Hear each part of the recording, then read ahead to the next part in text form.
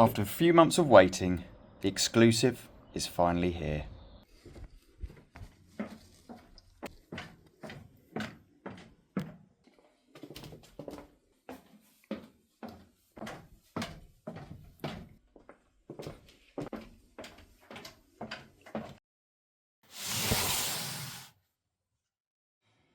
Let me move this out of your way. Welcome back, we are back again. And yes, this is another unboxing, and this is a loco. That is correct.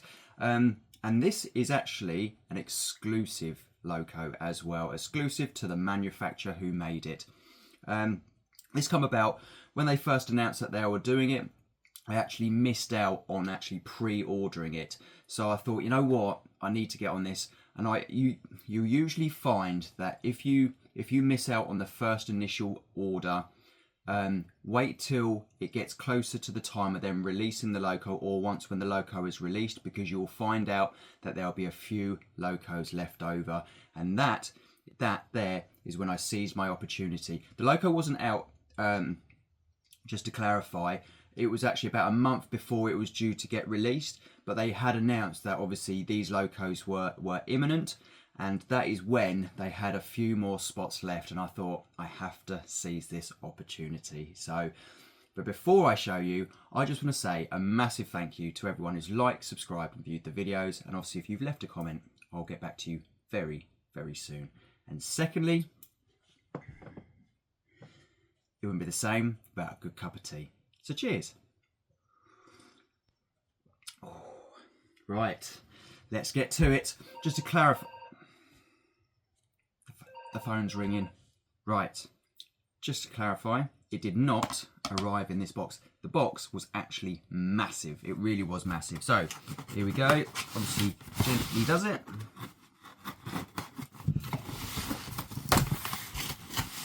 Ready? Please welcome to the incredible, get it the right way up, incredible Mainline Class 31 407. Now obviously you don't want to see it in this box. Look at this box, it's absolutely incredible. Look at this. How beautiful does that box look? Obviously we have the usual lock sound ESU decoder, and this is the little plaque at the end of the box, so it's 31407. That, it's just, look at it. It's stunning. I do love these exclusive editions, because the artwork on the box is just absolutely breathtaking. It really is stunning. Right, just to let you know, I'm not going to go through the paperwork. Obviously I'll show you what's in the box, but I'm not going to go through it because obviously I've already done it before. But what I will show you is, look at that. That is the exclusive little edition plaque, if you like, signed by the team of Accurascale, just to make it a little bit more special. So that is a lovely little touch. Obviously I will quickly go through these. Obviously read these.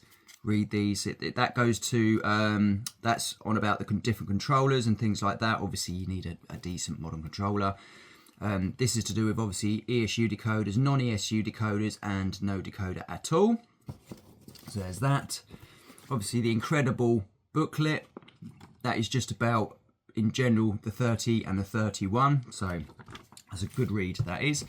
This is the function list. There we go, the function list. And on the back as well, we also have this.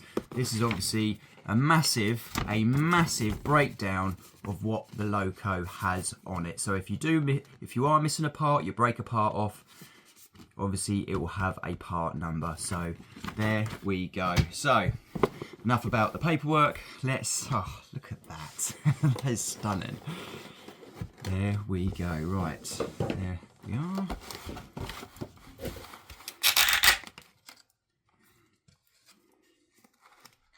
Look at that. How beautiful does that look? You don't want to see it in my hand, you want to see it on the track, and I'm going to give a little bit of history of how we got there.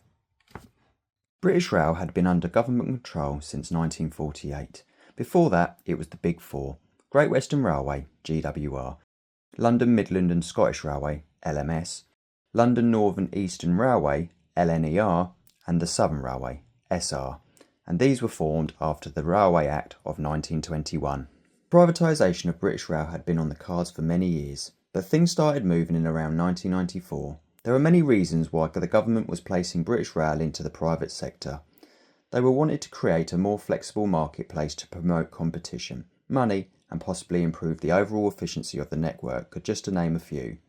In fact, British Rail was broken up into more than 100 companies, but the rail freight side of business was broken up into just 3 shadow companies: Local, Transrail and Mainline, and these 3 companies covered different regions.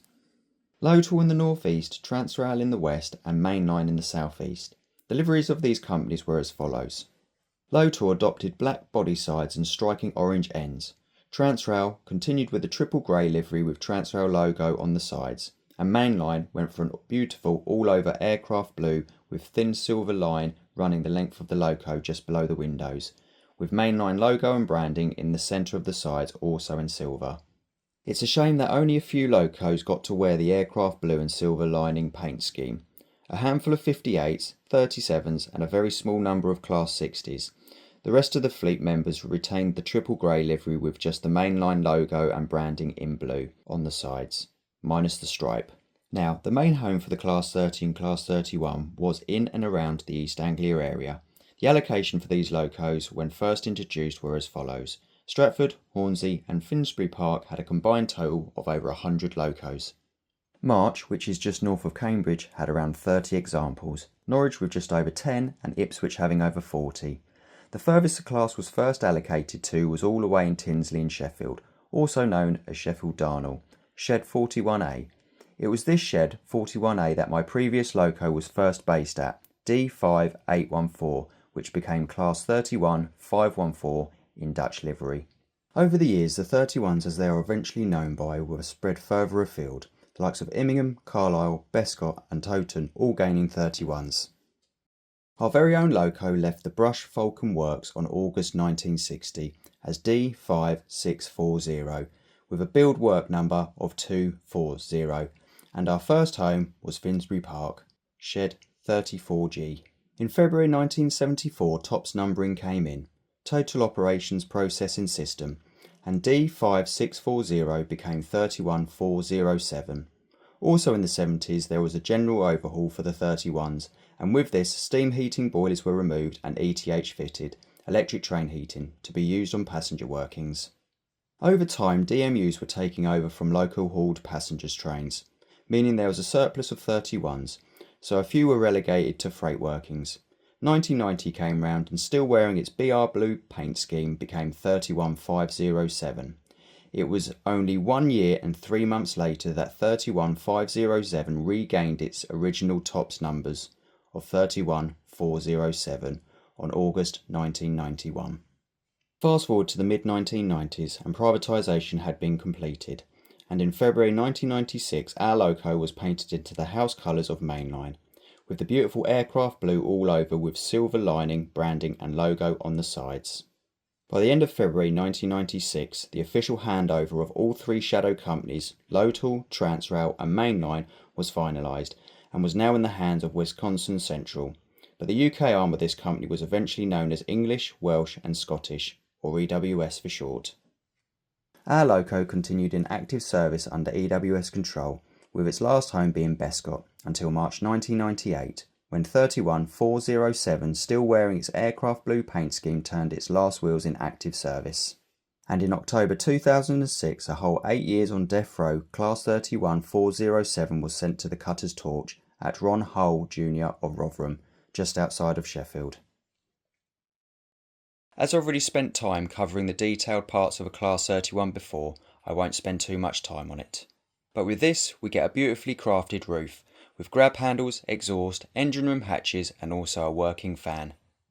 Moving down to the sides and to what this loco is all about, the beautiful aircraft blue and silver lining and branding livery looks stunning, with air vents, handrails and windows all finished to a high standard. The front of the loco is lavished in detail, depth and definition that captures the Class 31 perfectly. Now moving to the inside, and this is treated to the same way as everywhere else on the loco. You even have illuminating dials and cab interior lighting. Perfection.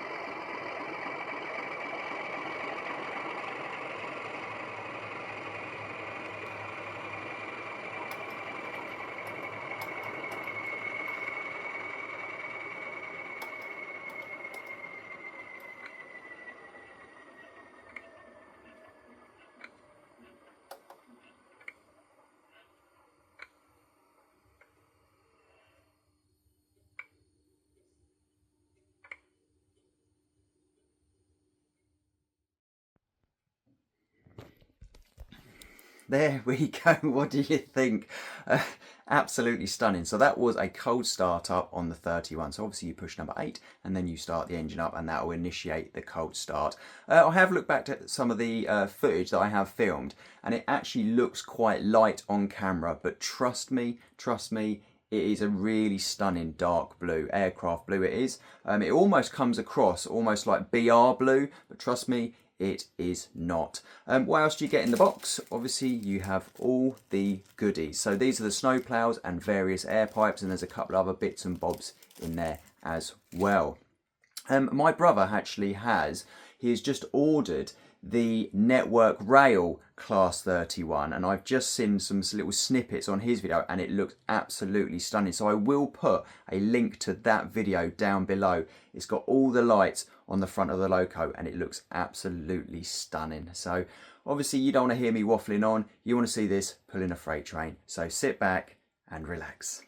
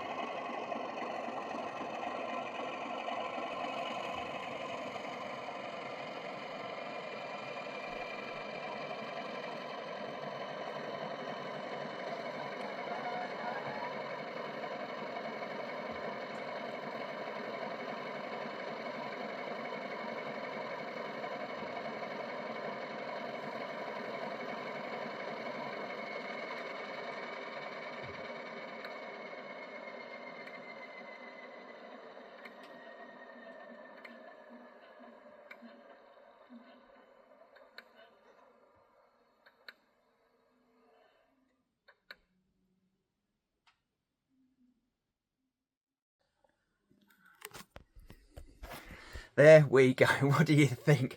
Looks absolutely stunning. It really does. In the aircraft blue, just looks absolutely beautiful. Are there any left? Well, actually, I do not know, to be honest with you, because this obviously, as you know, was a exclusive through Accurascale themselves. So no one else was selling it or anything like that. And I got that.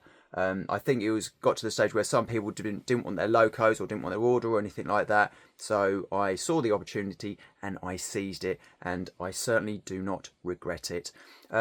Behind it are all Bachmann wagons. They are VTGs and one TEA. Just massive thank you to my brother. Right. You didn't see a running shot via here because the TEA tanker was having a little bit of issue running around there smoothly. It kept on derailing, so that was becoming just a little bit awkward. And the reason why you didn't see another train on the track going the opposite way is because we're having a slight power issue in the shed with the plug sockets and things like that. So we're trying to move things out and things. So yeah, so that's the reason why you didn't see another train on the track. Would I get one if there was any left? Absolutely, 100%. So what was I going to say? My other Class 31, the Dutch livery Class 31 that I got through Rouser Sheffield, for some of you, might not know, but I sent that back. So that had noisy gears, and as it stands at the moment, I haven't heard back. So it was all in process. So yeah, so hopefully they'll contact me soon, and if not, I'll just get hold of them. So we'll see how it goes with that. So obviously a massive thank you to my brother. So his links are down below.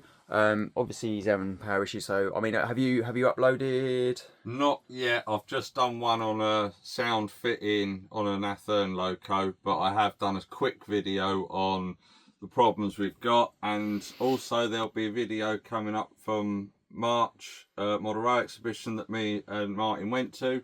There'll be a quick one for that, but Martin will do all the videos, so we'll put the links on each other on that one as well. So there you go. Obviously his links are down below, so please check him out. And obviously if you've enjoyed the video, please consider giving it a like and a subscribe. And until next time, thank you so much for watching. See you later.